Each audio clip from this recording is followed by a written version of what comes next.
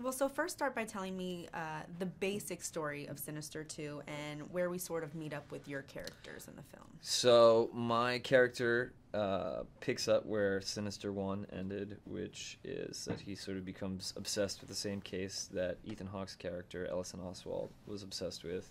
And out of a lot of sort of, guilt and remorse that things didn't go a different way, by following this case, it leads him to Shannyn's character, who is a mother with 2 young boys living in the middle of nowhere, who sort of these supernatural things are starting to occur to them unbeknownst to them. So, and your character had no reservations about moving in this sort of haunted, house or mansion, church / area.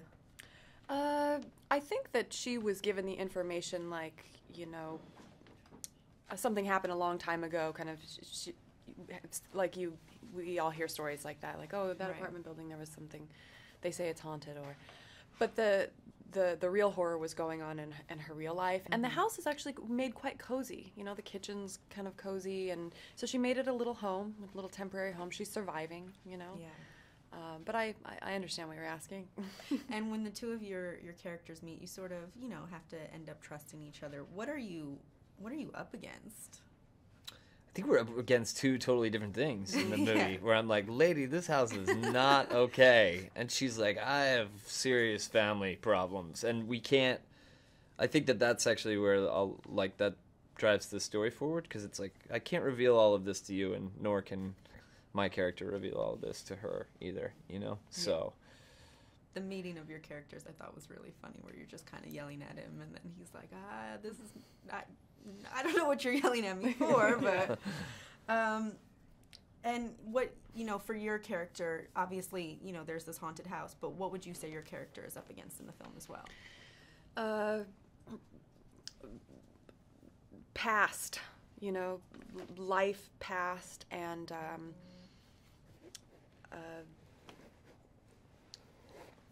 real life horrors. I'm trying to protect my kids from the real life horror of a very abusive father. So it's something that's really scary. Really scary. Your boys in the film, the Sloan twins, they are so or the Sloan boys, they're so convincing as twins. What was it like working with them?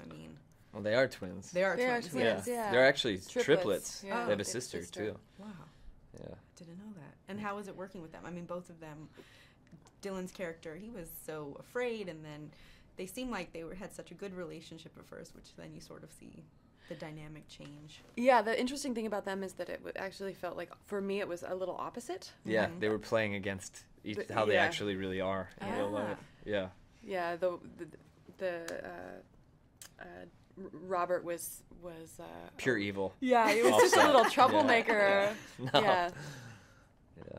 I remember sometimes they had to have, because there's only a certain amount of hours that the kid actors can work, they had to have his brother stand in, because his brother, D'Artagnan, hadn't worked as much that day, or so he would stand in for certain scenes.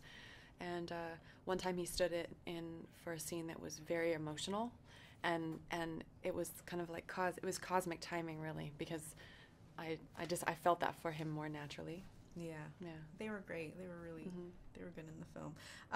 Did any creepy things happen when you guys were on set filming at all? Shannyn got hit in the head with a prop. A flying prop. The director got bit by a brown recluse spider. One day a van was something happened, the parking brake broke, and it ended up rolling down a hill and almost killing everyone. Wow. Yeah, so that was... So there were some strange things happening on set. Yes. Strange occurrences.